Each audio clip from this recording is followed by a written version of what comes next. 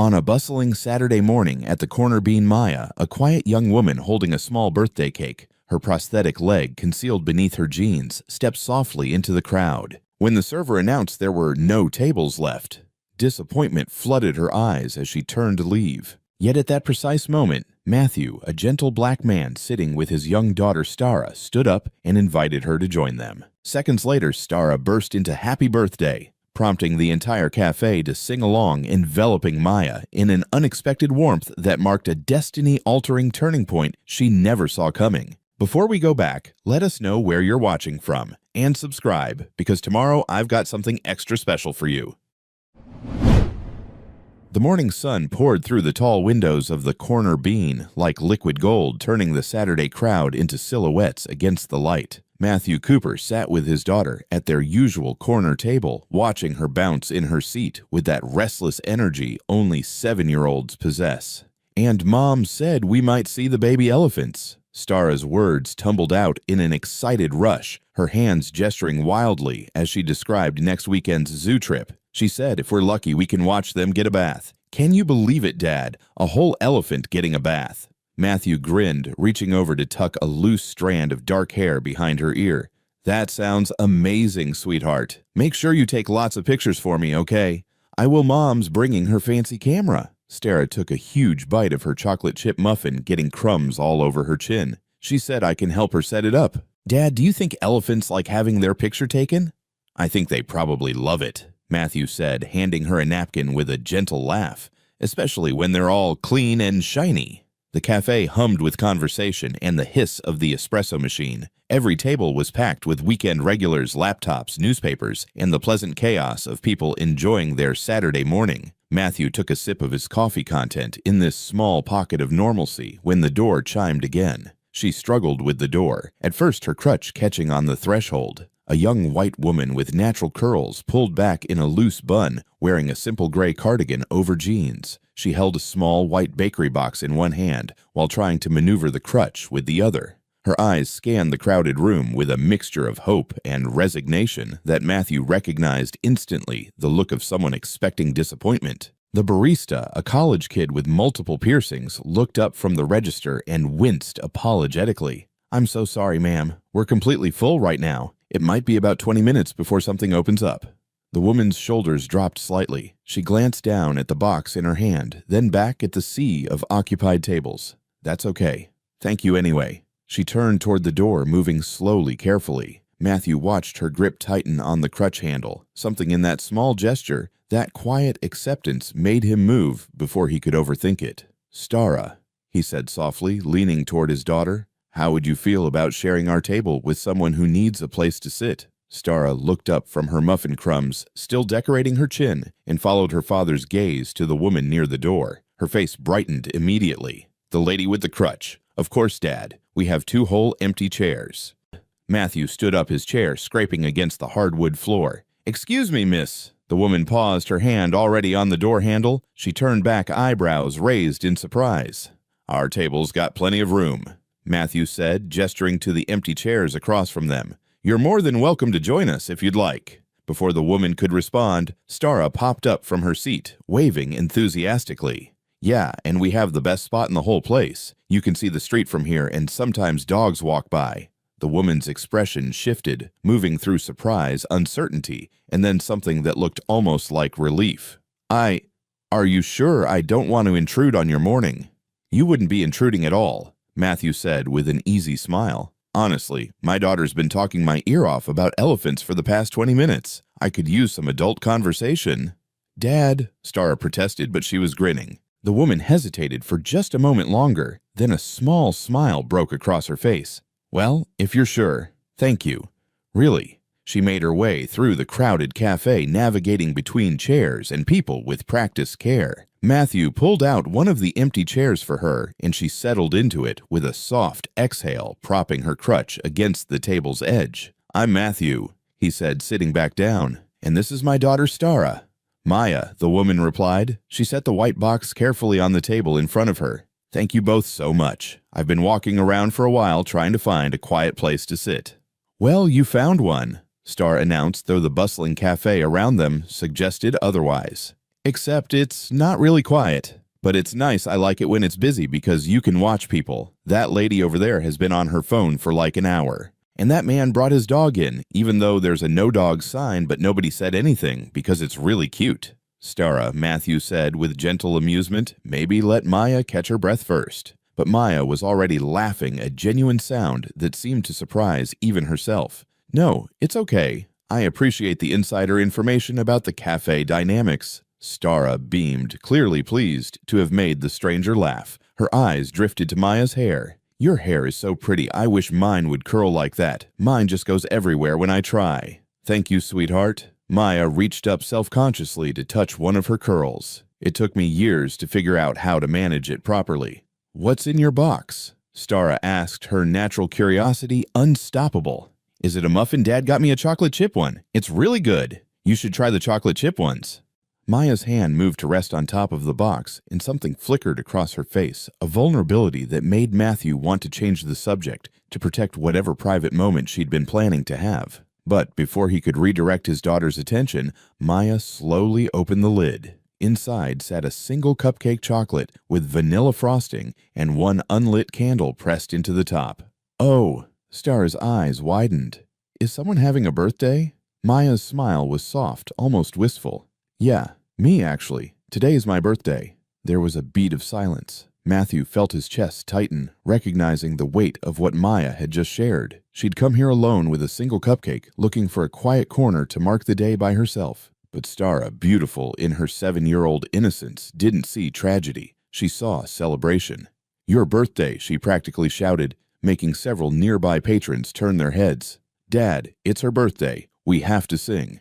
Stara, Matthew started, but Maya was already laughing again, and this time there were tears gathering at the corners of her eyes. You really don't have to, Maya began. Of course we do, Stara insisted, already looking around for something to light the candle with. Dad, do you have a lighter or matches? We need fire. I don't carry those around, kiddo, Matthew said, but he was already catching the eye of the barista who'd been watching the exchange with interest. The young man grinned and grabbed a long lighter from behind the counter, walking it over to their table. Birthday? He asked Maya, who nodded, her hand pressed to her mouth, somewhere between laughing and crying.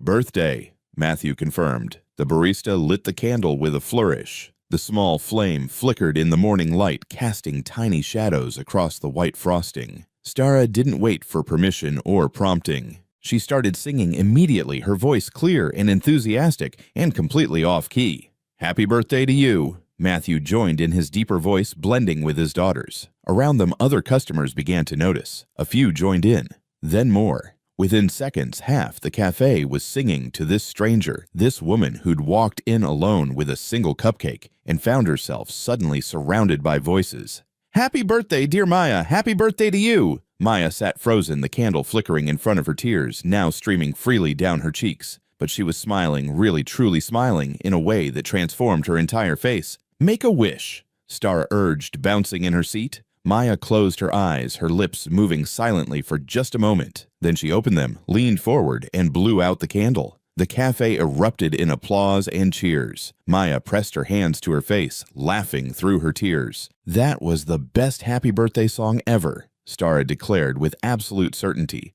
Right, wasn't it good? It was perfect, Maya said, her voice thick with emotion. She looked at Matthew, then at Stara, then back at Matthew. I can't believe you just... Thank you. Both of you. I didn't expect. Nobody should be alone on their birthday, Stara said matter-of-factly, as if this were the most obvious truth in the world. Right, Dad. Right, Matthew agreed softly, meeting Maya's eyes across the table. He saw gratitude there, but also something else, a kind of surprised wonder, as if she'd forgotten the world could be kind without reason. Maya wiped her eyes, laughing at herself. I probably look like a mess right now. You look happy, Matthew said simply, and she did. Despite the tears, despite whatever had brought her to this cafe alone with a single cupcake right now, in this moment, Maya looked genuinely beautifully happy. Can we have some cake? Stara asked, ever practical. You can't eat a whole cupcake by yourself on your birthday. That's sad. You should share it with your friends. Maya blinked, fresh tears threatening. Are we friends now? Obviously. Stara rolled her eyes in that dramatic way children do. We sang to you. That makes us friends. Right, Dad? Matthew pulled out his phone.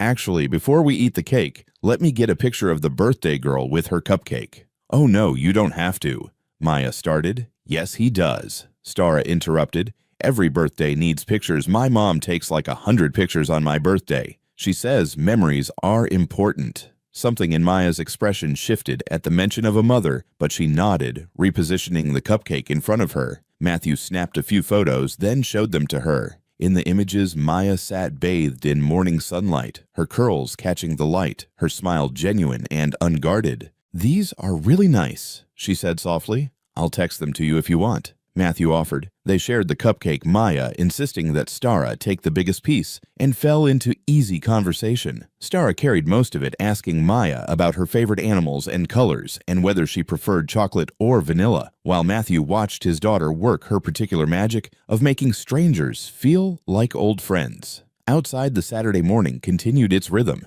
But inside the corner bean, at a table bathed in golden light, 3 people who'd been strangers 20 minutes ago shared a birthday cupcake, and the beginning of something none of them could have predicted. Matthew caught himself watching Maya as she laughed at something Stara said and felt something shift in his chest. Not attraction, not yet just recognition. The recognition of someone genuinely good, someone who deserved more than eating a birthday cupcake alone in a crowded cafe. "So," he said, surprising himself, "do you have any other birthday plans for today?"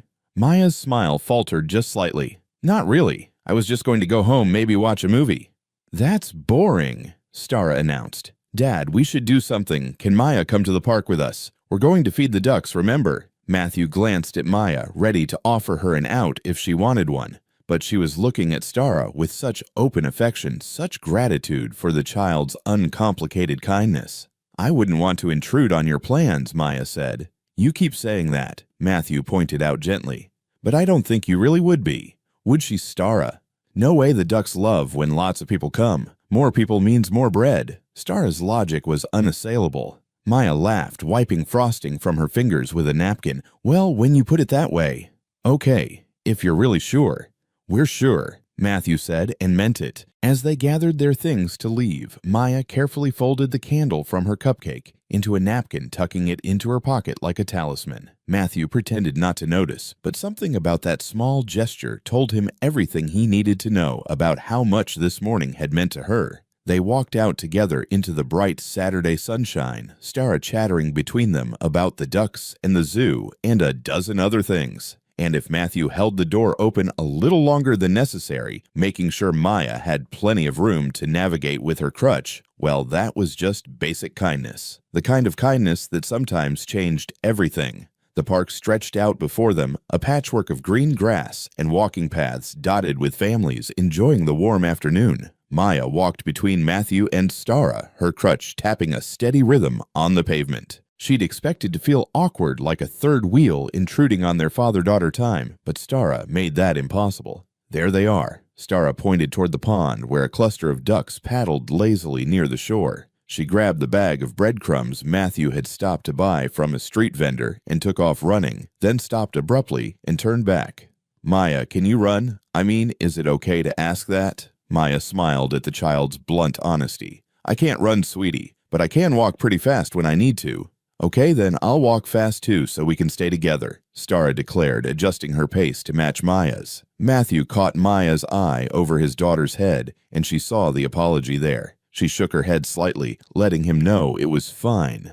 More than fine, actually. Stara's directness was refreshing compared to the careful avoidance most people showed. They reached the pond's edge, and Stara immediately began tossing breadcrumbs to the ducks with enthusiastic abandon. The birds converged in a flurry of quacking and splashing. "Not all at once, Stara," Matthew reminded her gently. "Make it last."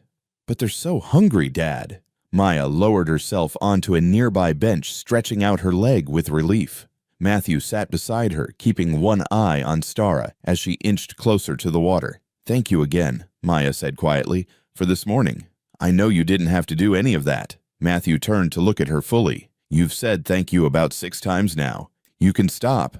I haven't had people sing to me on my birthday in a long time." Maya's voice caught slightly. "It meant something." "How long is a long time?" Maya watched the ducks, her fingers tracing the edge of the bench. 3 years. Since the accident that did this. She gestured to her leg. My family was in the car with me. My parents. My younger brother. I was driving. The words hung in the air between them. Matthew felt his chest constrict, but he didn't immediately rush to fill the silence with condolences. He'd learned through his own divorce that sometimes people just needed space to let the truth exist. The truck ran a red light. Maya continued, her voice steady now, like she'd told this story enough times to smooth out the rough edges. Head-on collision. I woke up in the hospital 2 weeks later. They told me about my family first, then about my leg. Honestly, the leg didn't seem important after that. Maya, Matthew started, I'm not telling you this to make you feel bad, she interrupted, looking at him now, or to be heavy on what's supposed to be a nice day. I wanted you to know why this morning mattered so much. For 3 years, I've spent my birthday alone because I couldn't stand the pity in people's eyes when they found out. But Stara didn't pity me. She just wanted to sing. Matthew nodded slowly. Stara doesn't really do pity. She just does people. She's remarkable. She is. Matthew paused, then decided to offer his own truth. I'm a single dad. Her mom and I divorced when Stara was 4. He watched Maya's expression carefully, waiting for the usual assumptions, the questions about what went wrong, the careful probing about custody battles or bitter feelings. Instead, Maya just said, that must have been hard. It was, but not in the way most people think. Matthew leaned back against the bench, watching his daughter throw breadcrumbs with wild enthusiasm. Lumen, that's my ex-wife, and I didn't have some big dramatic falling out. We just weren't right for each other as partners. We got married young, had Stara, and somewhere along the way realized we made better friends than spouses. That sounds surprisingly healthy, Maya said. It is now.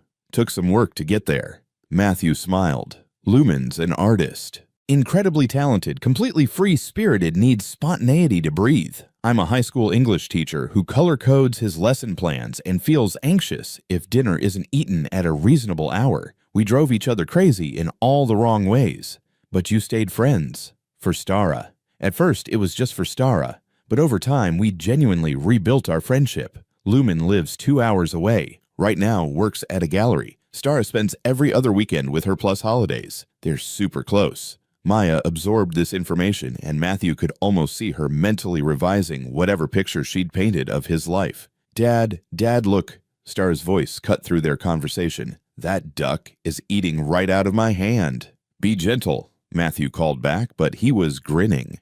Your daughter seems really happy, Maya observed. She is. That's the thing most people don't get about divorce. They assume the kid must be traumatized or damaged somehow. But Stara's not. She has 2 parents who love her 2 homes where she feels safe and twice as many birthday presents. Matthew laughed. Her words, not mine. Dad, can Maya feed the ducks too?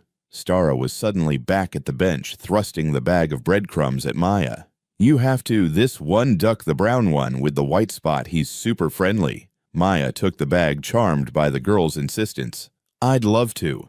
They moved closer to the water's edge, Matthew staying close in case Maya needed support on the uneven ground. She didn't ask for help, but she also didn't refuse when he offered his arm at a particularly tricky spot. Stara kept up a running commentary on each duck's personality, assigning them names and elaborate backstories. That one's definitely the leader. See how the others follow him. I'm calling him Captain. And that one with the funny walk is Professor Quackers because he looks wise. Professor Quackers, Maya laughed. That's perfect. I know right naming things is my special talent. Stara tossed more breadcrumbs. Mom says I get it from her. She names all her paintings. Last one was called The Space Between Dreams and Morning. I didn't really get it, but it sounded pretty. It does sound pretty, Maya agreed. They spent another hour at the park, conversation flowing easily between serious and silly. Stara asked Maya about her job, and Maya explained she was a graphic designer who worked from home. So you make pictures on computers? Stara's eyes lit up. That's so cool. Can you make pictures of anything? Pretty much anything. Logos, website designs, illustrations, whatever clients need. Could you make a picture of a duck wearing a crown? Stara, Matthew warned, but Maya was already pulling out her phone. I could sketch something quick right now if you want. Stara watched in fascination as Maya's finger moved across the screen, creating a simple but charming drawing of a duck wearing an elaborate crown. That's amazing, Dad, look. Matthew looked and he found himself impressed not just by the drawing but by how naturally Maya engaged with his daughter. No condescension, no forced enthusiasm, just genuine connection. The sun was starting to lower in the sky when they finally left the park. Stara had exhausted her supply of breadcrumbs and was starting to drag her feet, always a sign that her energy was finally depleting. "I should get her home," Matthew said. "Someone needs a nap before dinner." "I don't need a nap," Stara protested automatically, even as she yawned. "Of course not," Matthew said with exaggerated seriousness. "You're way too grown up for naps. You just need to rest your eyes for 30 minutes while lying down in your bed." Maya laughed. "Thank you both for including me today. This turned out to be the best birthday I've had in years." "You should come next Saturday," Stara blurted out. "We always do something fun on Saturdays, right, Dad?" Matthew hesitated, not wanting to pressure Maya, but also genuinely wanting to see her again. "You're welcome to join us anytime, but no pressure. I know you probably have your own I'd love to." Maya interrupted, surprising herself as much as them. "If you're sure I wouldn't be intruding." "You keep using that word," Matthew said with a smile. "I don't think it means what you think it means." "Princess Bride reference," Stara squealed. "Mom and Dad both love that movie. We watch it like every month when we're together." They exchanged phone numbers before parting ways, and as Matthew walked home with Stara's hand in his, he found himself thinking about Maya's smile when the cafe had sung to her, about the way she'd teared up at Stara's simple kindness, about how she'd shared her story without making it a plea for sympathy. "I like her, Dad," Stara said drowsily, leaning against him as they walked. "I like her too, kiddo." "Do you think she's lonely?" Matthew considered the question carefully. "Maybe sometimes, but I think she's also really strong." "She can be both," Stara said with the simple wisdom of children. "Being strong doesn't mean you don't want friends." "You're absolutely right." Matthew squeezed her hand. "When did you get so smart?" "I was born this way," Stara said matter-of-factly, making Matthew laugh. That night after Stara was asleep, Matthew found himself looking at the photos he'd taken at the cafe. Maya's face lit by morning sun, genuinely happy for the first time in who knew how long. He didn't send them yet. Instead, he saved them, thinking about next Saturday, about second chances, about how sometimes kindness was its own reward. And sometimes it was the beginning of something more. Saturday became their day. Not intentionally at first, not with any grand plan or declaration. It just sort of happened the way good things often do, naturally, easily, like water finding its level. The second Saturday, they met at a farmer's market. Stara insisted on showing Maya the stand that sold honey sticks in different flavors, and they spent 20 minutes sampling each one while the vendor watched with amused tolerance. "The lavender one tastes like soap," Stara announced, scrunching her nose. "It's an acquired taste," the vendor said diplomatically. "That's adult speak for it's weird, but we pretend to like it," Stara whispered to Maya, not nearly as quietly as she thought. Matthew bought a jar of wildflower honey to apologize for his daughter's commentary, but the vendor was laughing too hard to be offended. The third Saturday, they went to a small art gallery where one of Lumen's pieces was on display. Matthew had mentioned it casually, and Maya had seemed genuinely interested in seeing it. "That's Mom's," Stara pointed excitedly at a large canvas covered in swirling blues and greens. "She calls it Remembering Water. I helped her pick the frame." Maya stood in front of the painting for a long moment, tilting her head as she absorbed it. "It's beautiful. You can almost feel the movement." "Mom says good art should make you feel something," Stara reported dutifully, "even if you don't know what the feeling is called." "Your mom sounds very wise." "She is. She's also really funny. Last time I visited, she let me help paint, and I got blue paint in my hair. We had to wash it 3 times. Stara giggled at the memory, and Matthew noticed how easily she talked about her mother, how secure she was in having 2 homes, 2 parents who loved her. They got coffee, afterward hot chocolate for Stara, and sat outside where they could watch street performers. "So you and your ex-wife are really okay?" Maya asked carefully. "Like genuinely okay, I'm not trying to pry, it's rare." Matthew nodded. "It took work. Therapy, both individual and together. Lots of awkward conversations about boundaries and expectations. But yeah, we're genuinely okay now. We talk at least twice a week about Stara, sometimes about other stuff too. She gives me advice on lesson plans sometimes. I help her with the business side of her art career." "That must be nice for Stara, having parents who can still be in the same room." "It's more than nice for her, it's everything." She doesn't have to pick sides or carry messages or feel guilty about loving one of us when she's with the other. Matthew took a sip of his coffee. My parents had a brutal divorce. I spent my whole childhood being a pawn in their war. I was determined not to do that to my kid. Maya stirred her coffee absently. My parents were married for 35 years, high school sweethearts, still held hands at the dinner table. Her voice caught. I used to think it was embarrassing when I was a teenager. Now I'd give anything to see it one more time. Stara, who'd been watching the juggler, turned back to them. Do you miss your family a lot? Stara Matthew started, but Maya shook her head. It's okay. Yes, sweetie, I miss them every day. But talking about them helps sometimes. Keeps them close.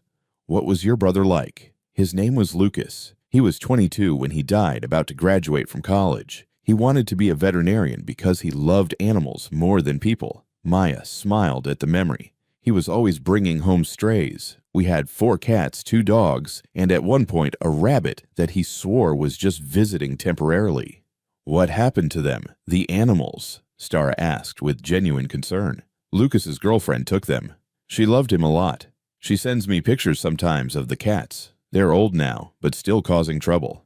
Matthew watched Maya as she talked, noting how she'd learned to speak about her loss without drowning in it. Not healed, maybe never fully healed, but learning to carry the weight differently. The 4th Saturday, Maya invited them to her apartment. It was small, but bright, with plants on every windowsill and artwork covering the walls. Her workspace took up one corner of the living room, a large desk with 2 monitors, a drawing tablet, and organized chaos of sketches and color swatches. Wow, Stara breathed, taking it all in. You have so many pictures. I collect things I find inspiring, Maya explained. That one's from a museum in New York. That one's actually something I found in a thrift store. And that one, she pointed to a framed print of a woman with butterfly wings, was a gift from my brother for my birthday 6 years ago. It's beautiful, Matthew said, moving closer to examine it. He said it reminded him of me, something about transformation and strength. Maya's laugh was soft, self-deprecating. I didn't feel very strong back then. I was stressed about work, about paying bills, about stupid stuff that doesn't matter now. That's the thing about perspective, Matthew said quietly. We never know what matters until we can't get it back. They spent the afternoon teaching Stara basics of digital illustration on Maya's tablet. The girl took to it with enthusiasm, creating an elaborate picture of Professor Quackers, complete with a castle and a crown. You're a natural, Maya encouraged, adjusting Stara's grip on the stylus. See how you can control the line thickness by changing the pressure. Try that. Stara's tongue poked out in concentration as she worked. This is so much better than regular drawing. You can undo mistakes. If only life had an undo button, Maya said, then caught herself. Sorry, that got dark. No, it's true though, Matthew said. He was sitting on the couch watching them work together, and something in his chest felt warm and full. Although I'm not sure I'd undo everything even if I could, some mistakes teach us important things. Like what? Stara asked, not looking up from her drawing. Like how to be better the next time, how to forgive ourselves, how to know what we really want. He met Maya's eyes across the room. Sometimes the path we planned isn't the one we needed. The apartment smelled like the Thai food they'd ordered, and outside the evening was turning the sky shades of purple and orange. It felt domestic in a way that should have been uncomfortable given how recently they'd met, but instead felt easy. Natural. Can Maya come to my soccer game next week? Stara asked suddenly. It's on Wednesday, not Saturday, but you should come. I'm terrible at soccer, but it's fun anyway. Stara Maya might have work. I'd love to come. Maya interrupted, smiling at Stara's hopeful expression. I work from home, so my schedule's pretty flexible. Yes. Stara pumped her fist in the air, accidentally making a wild line across her digital canvas. Oops, good thing there's undo. By the 6th Saturday, they'd fallen into an easy rhythm. Matthew knew how Maya took her coffee, knew that she was quieter in the mornings and more animated after she'd had caffeine. Maya knew that Stara couldn't stand bell peppers but loved every other vegetable, knew that Matthew graded papers every Sunday night and got stressed if he fell behind. They were at the park again, different one this time with a playground that Stara had been begging to visit. She was currently demonstrating her monkey bar skills to a level of commentary that suggested she'd missed her calling as a sports announcer. I'm going for the full run now, she called down. This is the advanced technique. Watch and learn. Please don't fall, Matthew called back. Where's your faith, Dad? Maya laughed, settling onto a bench in the shade. Matthew sat beside her, close enough that their shoulders almost touched. He'd become aware lately of how often they ended up in each other's space, how natural it felt. Thank you for fixing my bookshelf, Maya said. You really didn't have to. It was wobbling dangerously. Another week, and your entire graphic design library would have been on the floor. Matthew stretched his legs out in front of him. Besides, I like fixing things. It's calming. Is that the teacher in you wanting to solve problems? Maybe. Or maybe it's just who I am. Lumen used to joke that I couldn't walk past a crooked picture frame without straightening it. Is that why the divorce happened? You being too structured? Matthew considered the question. Partly. I wanted routine's predictability, a 5-year plan. She wanted spontaneity, adventure, the freedom to change her mind. Neither approach is wrong. They just don't work well together in a marriage. He paused. We made Stara together, which is the best thing either of us ever did, but we were making each other miserable in the process. It must have been scary, though, choosing to leave. Terrifying. Even when you know it's the right choice, even when it's mutual, there's this moment of, what if we're making a huge mistake? Matthew turned to look at her. But sometimes the scariest thing is staying in something that's not working. Teaching yourself to settle because change is hard. Maya was quiet for a moment, watching Stara play. After the accident, when I was learning to walk again, the physical therapist told me that the body wants to heal. It's designed to adapt and recover, but you have to let it. You can't force it, but you also can't give up on it. Sounds like good advice for more than just physical therapy. That's what I thought too. She smiled, but there was something wistful in it. I'm still figuring out the emotional recovery part. Some days are better than others. Did you talk to someone after the accident? A grief counselor for a while. She helped me understand that survivor's guilt is real and normal and doesn't make me a bad person for working through it. Maya's hands twisted in her lap. The hardest part wasn't even the grief itself. It was feeling like I didn't deserve to move forward, like being happy again was somehow betraying their memory. And now I think they'd want me to be happy. My mom especially. She was always saying life's too short for regrets and playing it safe. Maya laughed softly, which is ironic given how it ended. But I think she'd be mad if she knew I'd spent 3 years hiding. You're not hiding anymore. No, I met this really pushy 7-year-old who decided we were friends. Maya's smile was genuine now. And her pretty great dad who let a stranger crash their Saturday mornings. Something passed between them in that moment, acknowledgement of what was growing between them. Not just friendship, though it was that too. Something more. Something patient and careful and full of potential. Dad, Maya, watch this. Stara was hanging upside down from the monkey bars, her face red with blood rushing to her head. That's very impressive, but please don't fall on your head, Matthew called back. I won't. I'm an expert. Famous last words, Maya murmured, making Matthew laugh. They stayed at the park until the sun started to set, until Stara had exhausted every piece of equipment and was lobbying hard for ice cream on the way home. They walked 3 abreast down the sidewalk, Stara in the middle holding both their hands and swinging between them. This was a good day, the girl announced. All our Saturdays are good, but this one was extra good. What made it extra good? Maya asked. Stara thought about it seriously. I don't know. It just felt really happy. Like we all fit together right.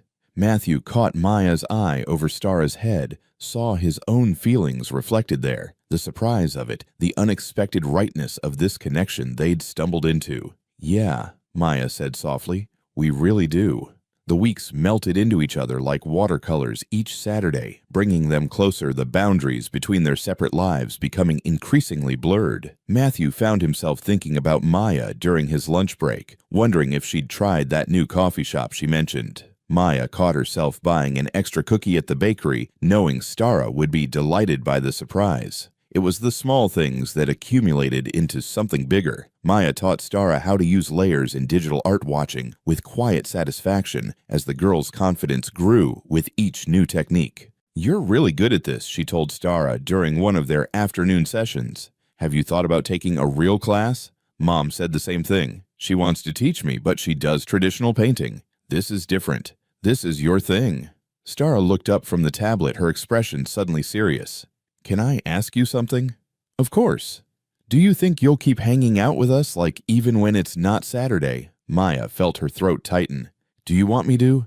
Yeah, you're like... Stara struggled for the right words. You're like part of our team now. It feels weird when you're not around.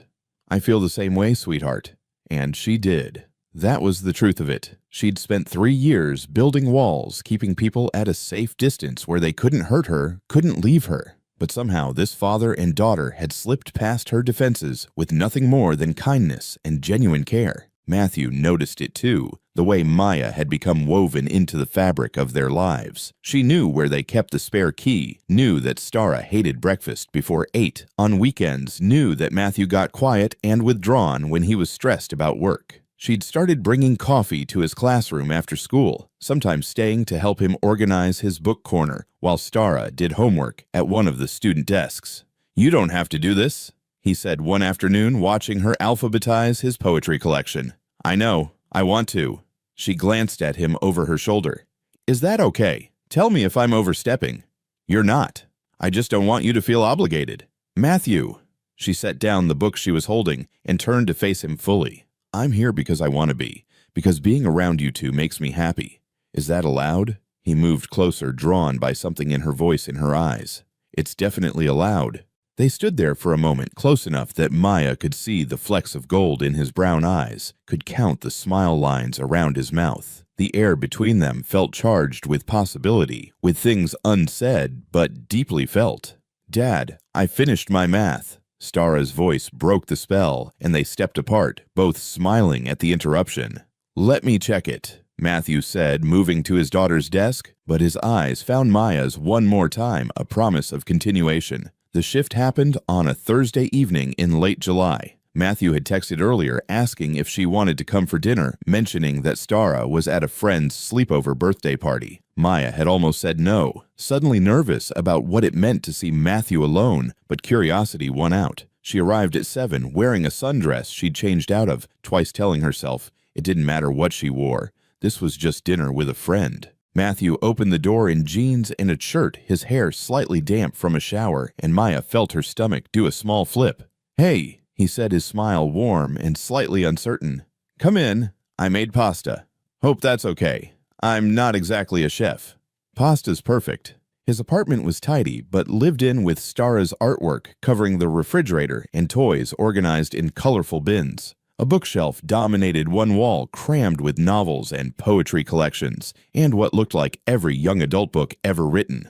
"Occupational hazard," Matthew said, following her gaze. "I can't pass a bookstore without buying something. I'm the same way with art supplies. I have 3 drawers full of fancy pens I never use, but couldn't resist." They fell into easy conversation over dinner, but there was something different in the air tonight, an awareness that hadn't been there before. Or maybe it had been there all along, just waiting for them to acknowledge it. "Can I ask you something?" Matthew said as they cleared the dishes. "And feel free to tell me if I'm out of line." "Okay," Maya said cautiously. "Have you dated anyone since the accident?" Maya's hand stilled in the soapy water. "No, I haven't really wanted to." "Because of the physical stuff, or—" "At first, yeah. I didn't feel like myself in this new body. I couldn't imagine letting someone see me like this." She gestured to her leg.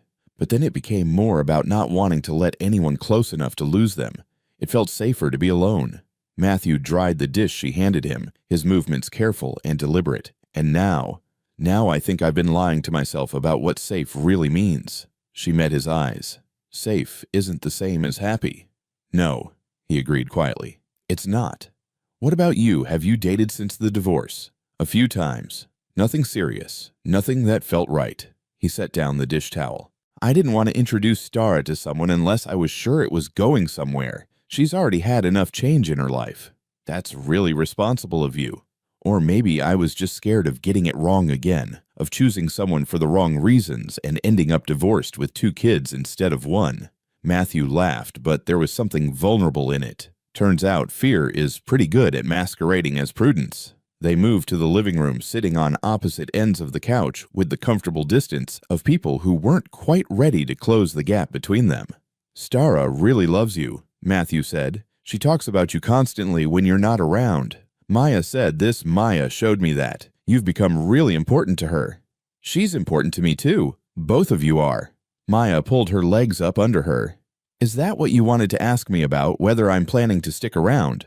Partly. But also, he trailed off, seeming to gather courage. I need to know if I'm reading this wrong. This thing between us. Because from where I'm sitting, it feels like more than friendship, but maybe I'm just... You're not reading it wrong. Maya interrupted, her heart pounding. I feel it too. The relief on his face was palpable. Okay. Good. That's good. But I'm also terrified, she admitted.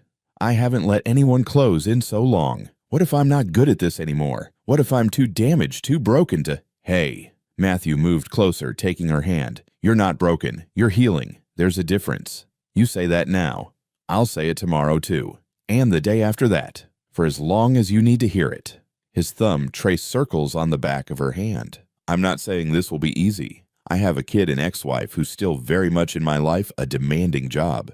You have your own stuff you're working through, but I think we could be something really good together. If you're willing to try. Maya looked at their joined hands, feeling the warmth of his skin against hers. She thought about the past 3 years, about the loneliness she'd convinced herself was protection, about birthday cupcakes eaten alone and holidays spent avoiding phone calls from well-meaning relatives. Then she thought about Saturday mornings and coffee shop laughter, about Stara's uncomplicated affection and Matthew's steady presence, about how for the first time since the accident she could imagine a future that looked like joy instead of survival. I'm willing to try, she said. Matthew's smile was bright enough to light the whole room. He leaned in slowly, giving her time to pull away if she wanted. She didn't want to. His kiss was gentle, tentative, asking permission, even as it gave promise. Maya felt something inside her crack open, years of carefully constructed walls crumbling with surprising ease. They pulled apart foreheads, touching both, slightly breathless.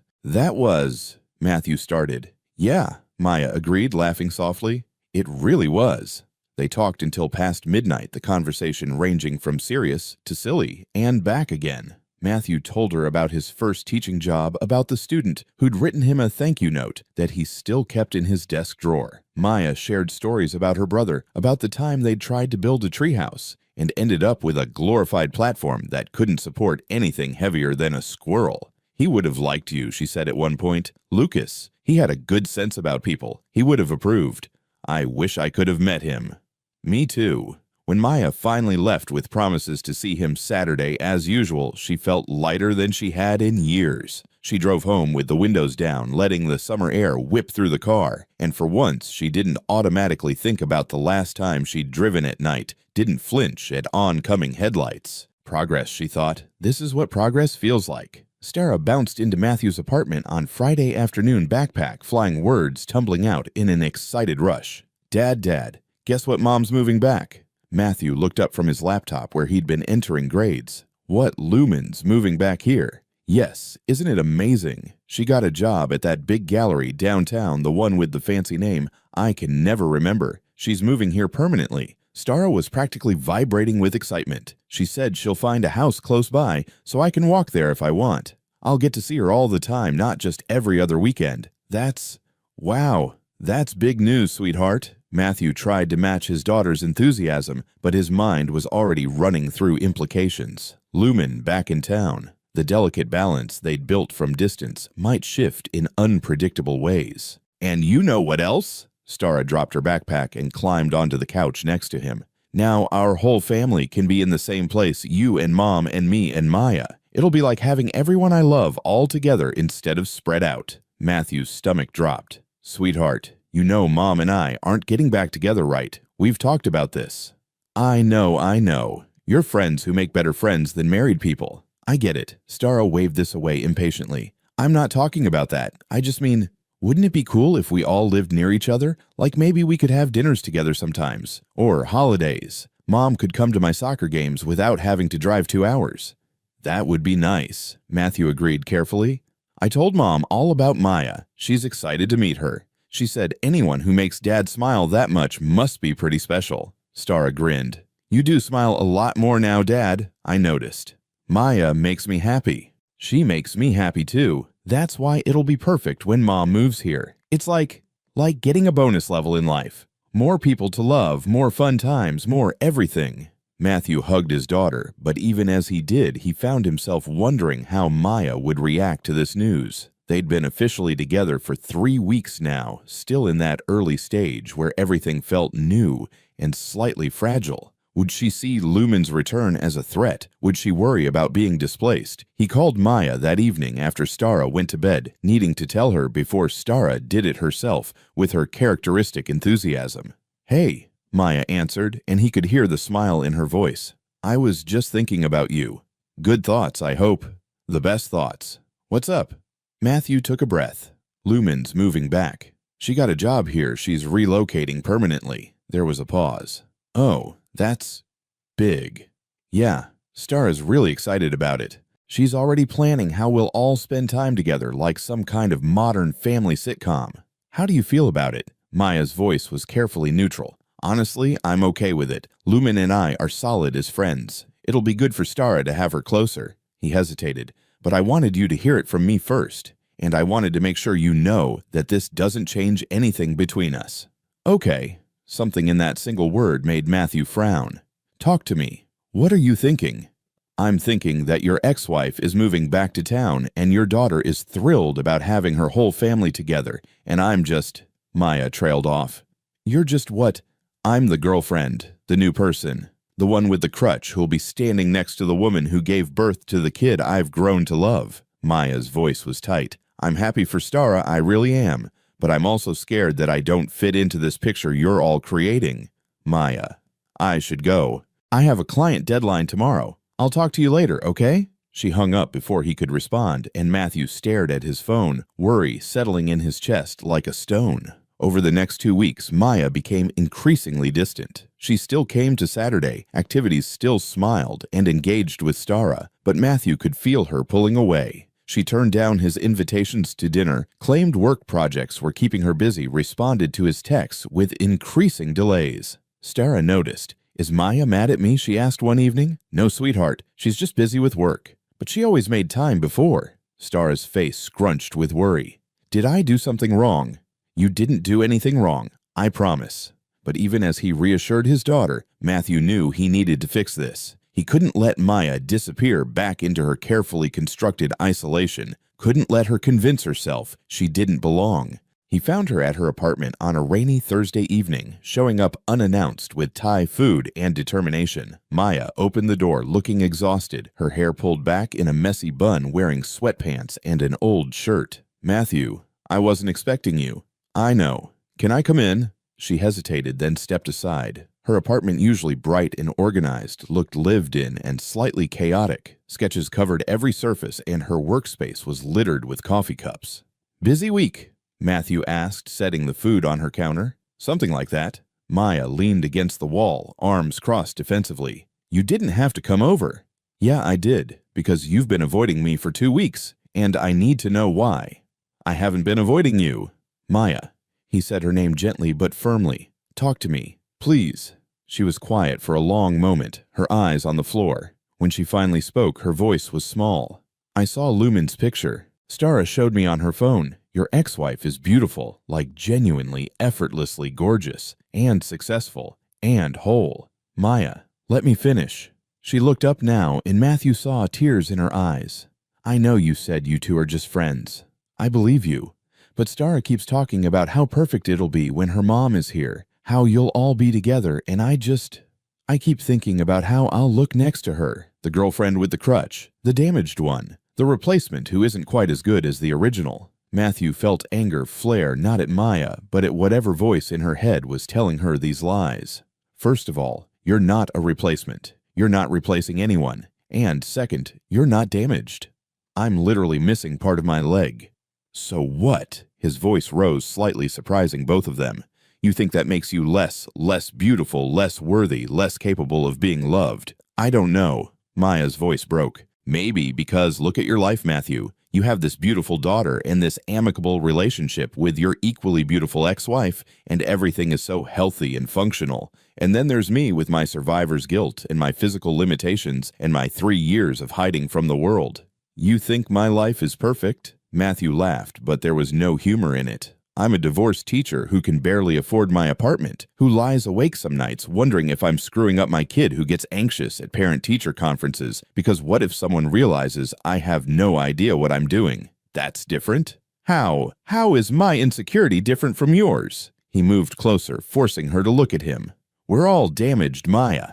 Every single one of us carries scars from things that tried to break us. The only difference is that some scars are visible and some aren't. Maya wiped at her eyes. I'm scared. Okay, I'm scared that when Lumen gets here and Stara sees what a real family looks like, there won't be room for me. I'm scared that I'll be the one standing on the outside looking in, watching you all be happy together while I'm just there.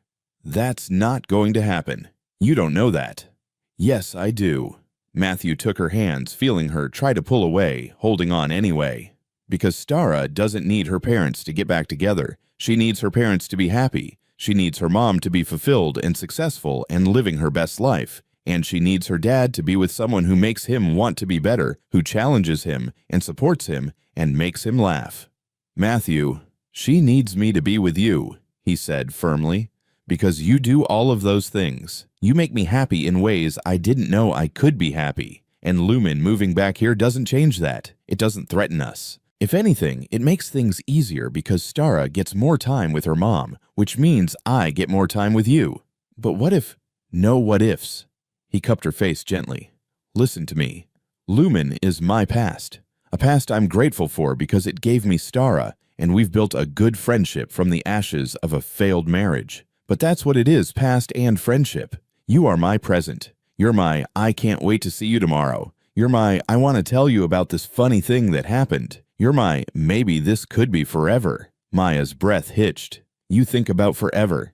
Every damn day, he admitted. I know it's fast. I know we've only been officially together for 3 weeks. But I fell for you months ago, Maya. That day in the coffee shop when Stara insisted on singing to you and you cried because someone finally saw past your pain to the person underneath. I fell for your strength and your creativity and the way you love my daughter like she's already yours. I do love her, Maya whispered, both of you. Then don't pull away from us. Don't let fear rob you of something good just because it feels safer to be alone. Matthew pressed his forehead to hers. Be brave enough to stay. Maya's hands came up to grip his arms, anchoring herself. What if I'm not good at this? What if I mess it up? Then we'll figure it out together. That's what relationships are, figuring things out together. He pulled back just enough to look in her eyes. I'm not asking you to be perfect. I'm asking you to be here, to trust that you belong in this family we're building, to believe me when I say I love you. The words hung in the air between them, important and irrevocable. You love me. Maya's voice was barely audible. Yeah, I really do. She kissed him then, desperate and relieved, and full of all the things she couldn't quite say. When they finally pulled apart, both breathing hard, she pressed her face into his chest. I love you too, she murmured against his shirt. I'm sorry I got scared. Don't be sorry. Just don't shut me out again. He held her close, feeling her heart beat against his. Promise me that when you get scared, you'll talk to me instead of running. I promise. She pulled back to look at him. I want to meet her. Lumen. Officially. Not just Facebook stalking her like some jealous girlfriend. Matthew smiled. You Facebook stalked her. Extensively. She has great taste in art, and her hair is impossibly shiny. It's annoying. I'll arrange a meeting. But Maya, he waited until she met his eyes. Lumen's going to like you. How could she not? You make her daughter happy and her ex-husband happy. That's all she's ever wanted for us. You're giving her a lot of credit. She's earned it. Give her a chance. Give yourself a chance to see that this doesn't have to be complicated or threatening. It can just be good. They spent the rest of the evening eating lukewarm Thai food and talking through fears and insecurities, building understanding where doubt had tried to grow. When Matthew finally left well past midnight, Maya felt steadier. Not perfect, not without worry, but willing to believe that maybe she really did belong in this imperfect, beautiful family. She fell asleep thinking about Matthew's words, "You are my present," and let herself hope that maybe she could also be his future. The backyard barbecue was Matthew's idea, casual and low pressure, a chance for everyone to meet without the weight of formal introductions. Stara had helped him clean the patio furniture and set out paper plates, her excitement palpable. Do you think they'll be friends? She asked for the 4th time that morning. I think they'll be fine, Matthew assured her, though his own stomach was tight with nerves. Maya arrived first, carrying a fruit salad she'd probably spent too much time making perfect. Matthew saw the tension in her shoulders, the way she gripped her crutch a little tighter than usual. "Hey," he said softly, kissing her cheek. "You okay?" "Terrified, but I'm here." She managed a smile. "That counts for something, right?" "That counts for everything." Stara barreled into Maya with a hug. "You look pretty. I like your earrings. Are those new?" "I got them specifically for today," Maya admitted. "Thought I should make a good impression." "You'll make a great impression. Mom's gonna love you." The confidence of children, Matthew thought, watching his daughter bounce away to check on the potato salad. If only adults could maintain that simple certainty. Lumen arrived 20 minutes later, and Matthew felt Maya tense beside him. His ex-wife looked exactly like her social media photos, honey blonde hair in loose waves, wearing a flowing sundress, and carrying a bottle of wine. She was beautiful, Matthew acknowledged objectively, the way you might appreciate a painting without wanting to own it. "Mommy!" Stara launched herself at Lumen, who caught her daughter with practiced ease. "Hey, baby girl, I missed you so much." Lumen peppered Stara's face with kisses, making her giggle. Matthew stepped forward. "Lumen, welcome. Thanks for coming." "Of course. Thank you for hosting." Lumen hugged him briefly, the comfortable embrace of old friends, then turned her attention to Maya. "And you must be Maya. I've heard so much about you." Maya straightened slightly. "All good things, I hope." "The best things." Lumen's smile was genuine warm. "Stara says you're teaching her digital art. That's wonderful. I've been meaning to learn those programs myself, but never find the time." "I'd be happy to show you sometime," Maya offered, surprised by the sincerity in her own voice. "I'd love that." The afternoon unfolded more easily than Matthew had dared hope. Lumen and Maya found common ground in their artistic backgrounds, discussing design principles and color theory, while Stara bounced between them, thrilled to have two of her favorite people engaged in conversation. At one point, while Matthew was flipping burgers, he looked over to see the three of them laughing at something Stara had said. Maya's posture was relaxed, now her earlier tension dissolved. Lumen had her hand on Maya's arm in a gesture of easy friendship. "They're getting along," Lumen's boyfriend James observed. He'd arrived later, a quiet architect who seemed content to let Lumen shine while he provided steady support. "They are," Matthew agreed, feeling relief flood through him. "You were worried they wouldn't. Worried Maya might feel threatened, or that Lumen might be, I don't know, territorial in some way." James laughed. "Lumen's not the territorial type. She's genuinely happy you found someone. She felt guilty about the divorce, you know. Worried she'd ruined your chance at happiness." "She didn't ruin anything. We ruined it together, then fixed it together. That's worth something." "It's worth a lot. Not many people manage what you two did." After lunch, Stara convinced everyone to play badminton, which devolved into chaos, since none of them were particularly skilled. Maya sat out cheering from a lawn chair, but her laughter rang across the yard. During a break, Lumen sat down next to her. Matthew watched from where he was teaching Stara to serve, trying not to eavesdrop, but unable to help himself. "Thank you," Lumen said quietly. Maya looked confused. "For what?" "For making them happy. Both of them." Lumen gestured to where Matthew and Stara were play-arguing about the rules. "When Matthew and I split, I was so worried about Stara. About what it would do to her, how she'd cope with the changes. But she's thrived. And a lot of that is because Matthew created a stable, loving home for her. He's a really good dad. The best. But even good dads need partners. They need someone to share the weight with, to celebrate the victories with, to remind them they're more than just a parent." Lumen turned to face Maya fully. "He lights up when he talks about you. I haven't seen him this happy in years, maybe ever." Maya's eyes were damp. "I'm not trying to replace you or—" "God, no. You couldn't replace me if you tried, and I mean that in the best possible way." Lumen's smile was kind. "You're not replacing anything. You're adding to Stara's life. She has a mother who loves her, a father who adores her, and now another adult who cares about her well-being. That's not threatening Maya. That's lucky. I just want to do right by her, by both of them. Then we want the same thing." Lumen squeezed Maya's hand. "I'm glad you're part of this family, truly. And if you ever need advice about managing Matthew's weird need to have all his books organized by genre and then alphabetically, I'm here." Maya laughed, wiping her eyes. "He does that at home, too. I thought it was just his classroom." Oh, honey, that man color codes his closet. It's adorable and slightly concerning." They were both laughing now, and Matthew felt something settle in his chest. This could work. This complicated modern family situation could actually work. As the sun started to set, Lumen and James said their goodbyes. "Next time at my place," Lumen promised. "Once I'm fully moved in, we can christen the new house properly." "I'd like that," Maya said, and meant it. After they left, Stara fell asleep on the couch, exhausted from the day's excitement. Matthew and Maya cleaned up in comfortable silence, moving around each other with the ease of people learning each other's rhythms. "That went better than I expected," Maya admitted, drying dishes. "Told you she'd like you." "She's really gracious. I don't know if I could be that welcoming if our situations were reversed." "You're stronger than you think." Matthew set down his dish towel and pulled her close. "And you were amazing today. I'm so proud of you for pushing through your fears." Maya buried her face in his chest. "I love you. You know that, right?" "I know. I love you too." "Stara's right, you know. This is kind of perfect having everyone close.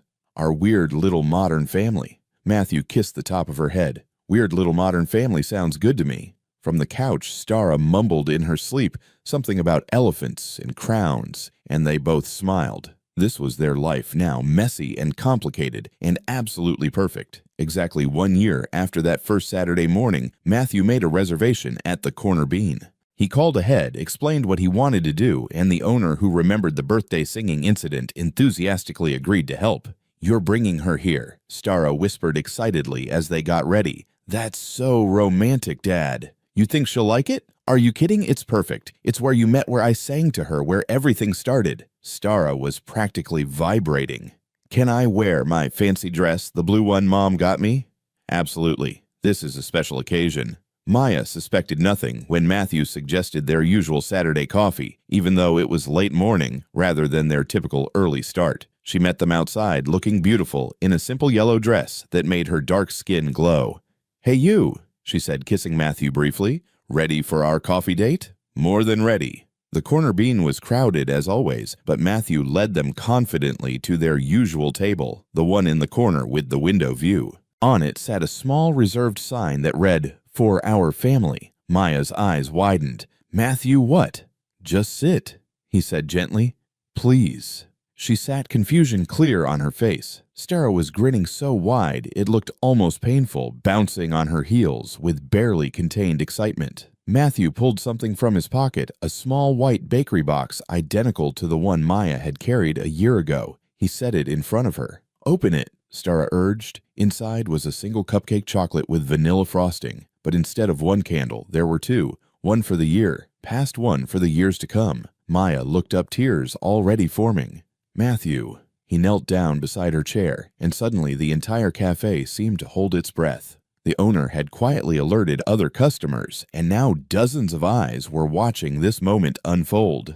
"A year ago, you walked into this cafe alone, looking for a quiet place to celebrate your birthday. You had a cupcake and a candle and probably expected to spend the day by yourself." Matthew took her hand. "I looked over and saw someone who needed kindness, and I offered you a chair." "You offered me so much more than a chair," Maya whispered. "You're right. I offered you my Saturday mornings, my daughter's heart, and somewhere along the way, I gave you mine too." He reached into his other pocket and pulled out a small velvet box. "Maya, this year with you has been the best year of my life. You've made me laugh when I thought I was too tired to smile. You've made Stara feel loved and special in ways I never could alone. You've made our little family feel complete." Stara stepped closer, barely able to contain herself. "So I'm asking you right here, where it all started, if you'll make it permanent. Will you marry me? Will you keep having coffee with us on Saturday mornings? Will you let Stara teach you soccer, even though you're both terrible at it?" He was crying now, too, smiling through the tears. "Will you be my partner, my best friend, the person I get to wake up next to for the rest of my life?" Maya couldn't speak. She was sobbing, nodding, reaching for him. "Is that a yes?" Stara demanded. "You have to say yes out loud. That's how proposals work." Maya laughed through her tears. "Yes, yes, yes, 1,000 times yes." The cafe erupted in applause. Matthew slipped the ring onto her finger, a simple band with small diamonds that caught the light beautifully. Then he kissed her right there in front of everyone, while Stara jumped up and down and the owner started playing music from behind the counter. "Do we sing now?" someone called out. "We definitely sing," Stara announced, climbing onto a chair. She started immediately, her off-key voice filling the space. "For she's a jolly good fellow, for she's a jolly good fellow." The entire cafe joined in, just like they had a year ago, and Maya sat there with her hand over her mouth, overwhelmed by the love surrounding her. When the singing finished, Matthew pulled both Maya and Stara into a hug. "My girls," he said, "my whole world." "Can I be the flower girl?" Stara asked immediately. "I need to be the flower girl. It's like the rule." "You can absolutely be the flower girl," Maya assured her, smoothing down the child's hair. "Actually, I was thinking maybe you could be my maid of honor instead. Think you're up for it?" Stara's eyes went impossibly wide. "Really? That's like even more important." "You're the most important," Maya said. "This wouldn't be happening without you. You sang happy birthday to a stranger and changed my entire life." "I'm really good at singing," Stara said matter-of-factly, making both adults laugh. They stayed at the cafe for another hour, calling family members and taking pictures. Lumen answered on the second ring, her squeal of excitement so loud Matthew had to hold the phone away from his ear. "I'm so happy for you, both of you," she gushed. "Oh my God, we have to start planning. Maya, I know this amazing florist, and my friend does wedding cakes. And Lumen, we literally just got engaged 5 minutes ago." Matthew laughed. "And time's wasting. These things take months to plan properly." They decided on a small wedding, just close family and friends, in the same park where they'd fed ducks on that first day. Autumn seemed perfect, not too hot, the leaves changing colors, nature providing its own decoration. The planning process was surprisingly smooth, probably because both Matthew and Maya were more interested in being married than in having a wedding. Lumen threw herself into helping with enthusiasm that would have been overwhelming if it wasn't so genuine. She and Maya became genuine friends, bonding over wedding magazines and cake tastings. "I'm stealing your fiancé," Lumen announced one Saturday, linking her arm through Maya's. "We have appointments. James will watch Stara." "Where are you taking her?" Matthew asked suspiciously. "Dress shopping. Don't worry, I'll return her mostly intact." Maya laughed at Matthew's expression. "I'll be fine. It's just a few hours." A few hours turned into an entire day of shopping, eating, and conversations that started with wedding dresses and ended with deep discussions about life and loss and second chances. "I'm really glad Matthew found you," Lumen said over coffee at their fourth bridal shop. "And I mean that without any weirdness. He was so careful after our divorce, so worried about screwing up again that he wasn't really living. Then you came along and he just bloomed." "He did the same for me," Maya admitted. "I was so stuck in my grief, so sure I didn't deserve to be happy again. Then this man and his daughter decided I was worth taking a chance on." "Stara told me about your family. I'm so sorry, Maya." "Thank you. It's getting easier to talk about them without breaking down. Matthew and Stara have helped with that." Maya fingered the fabric of a dress she was considering. "They've taught me that loving new people doesn't mean forgetting the ones I lost. That's beautiful and true." Lumen reached across to squeeze her hand. "You're going to be a beautiful bride, but more importantly, you're going to be a wonderful wife and stepmom. Stara is so lucky to have you." "I'm the lucky one." The wedding day arrived with perfect weather, crisp and clear, the kind of October day that makes you grateful to be alive. Maya got ready at her apartment with Lumen and Stara, helping while Matthew prepared at his place, with James providing moral support. "You're shaking," James observed as Matthew tried to tie his tie for the third time. "I'm nervous." "Why, you know she's going to show up. You know she loves you." "I know. I'm not nervous about that. I'm nervous about screwing this up somehow, about not being good enough for her." "Matthew," James took over the tie duties. "That woman walked into your life carrying a single cupcake and a lot of pain.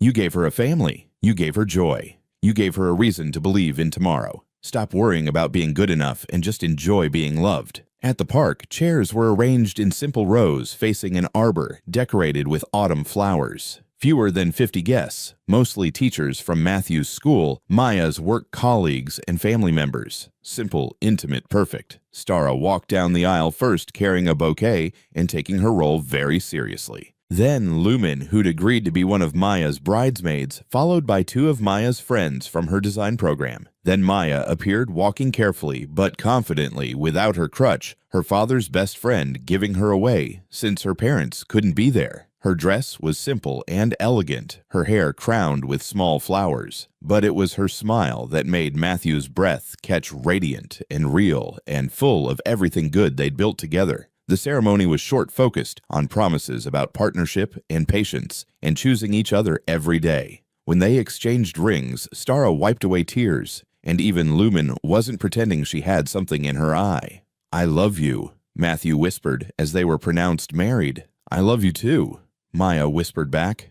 "Thank you for inviting me to sit down. Best decision I ever made."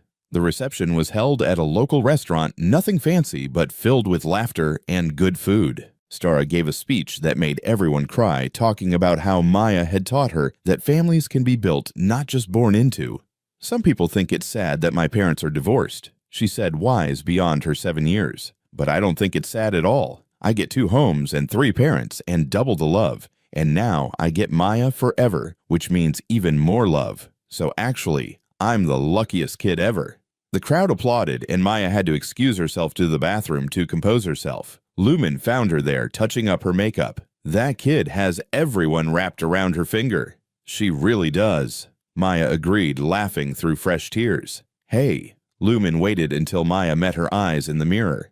"Thank you for loving my daughter, and for loving her father. You've given them both something I couldn't, a sense of completion. That's a gift. You gave them plenty, Lumen. You gave them each other. We gave them each other, but you gave them you. Don't undersell that." They hugged 2 women who might never have been friends under normal circumstances, but who'd found common ground in loving the same child and wanting the best for the same man. When Maya and Matthew left the reception, Stara threw biodegradable confetti that got in everyone's hair. They were spending their wedding night at a nearby hotel before flying out to a week-long honeymoon in California, but they'd promised Stara daily video calls. "Take care of my girls," Matthew told Lumen as they prepared to leave. "Our girls," Lumen corrected gently. "We're all family now." "Yeah," Matthew agreed, looking around at the assembled group, his ex-wife and her boyfriend, his daughter, his bride, his co-workers, his found family. "We really are." At the hotel, Maya stood by the window, looking out at the city lights, still wearing her wedding dress. Matthew came up behind her, wrapping his arms around her waist. "Happy?" he asked, deliriously. She leaned back against him. "Did you ever think, when you invited that stranger to sit at your table, that it would lead to this?" "Honestly, no. I just thought you looked like you needed a friendly face." "I needed so much more than that. I needed a reason to start living again." She turned in his arms. "You and Stara gave me that." "We're going to have a good life together," Matthew promised. "Maybe not perfect, maybe sometimes complicated, but good. Really, truly good. I believe you." And she did. For the first time in years, Maya believed in tomorrow, in next week, in next year. She believed in the future they would build together, not despite their pasts, but incorporating them. Matthew's divorce and co-parenting arrangement, her loss and recovery, Star's boundless enthusiasm for their blended family, Lumen's place in all their lives. It was messy and modern and absolutely beautiful. "Thank you for sitting down," Matthew murmured against her hair. Maya smiled. "Thank you for asking me to." Outside, the city continued its rhythm, full of people living their lives, making their choices, building their futures. But inside that hotel room, 2 people who'd found each other in a crowded cafe celebrated the beginning of forever. And somewhere in a house across town, a 7-year-old girl fell asleep, smiling, dreaming about the family that had started with a song and was now complete. Sometimes love begins with grand gestures and dramatic declarations. But sometimes, the best times, it begins with something much simpler. Sometimes it begins with kindness. Sometimes it begins with an invitation. Sometimes it begins with just 4 words. Want to sit down. Join us to share meaningful stories by hitting the like and subscribe buttons.